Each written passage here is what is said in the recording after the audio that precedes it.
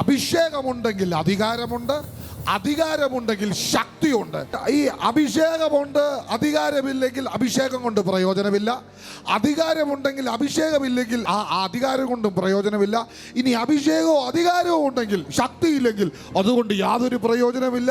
ഇനി അഭിഷേകവും അധികാരവും ശക്തിയും നമ്മുടെ കയ്യിലുണ്ടെങ്കിൽ അത് വച്ച് വാഴാൻ നമുക്ക് കഴിഞ്ഞില്ലെങ്കിൽ വെറും ശൂന്യതയിലേക്ക് ചെല്ലത്തുള്ളൂ. അതുകൊണ്ട് ഇതിന് ഇന്ന് പകൽക്കാലം നിങ്ങൾ മനസ്സിലാക്കണം, അഭിഷേകത്തിന് അധികാരമുണ്ട്, അധികാരത്തിന്റെ അകത്ത് ശക്തിയുണ്ട്.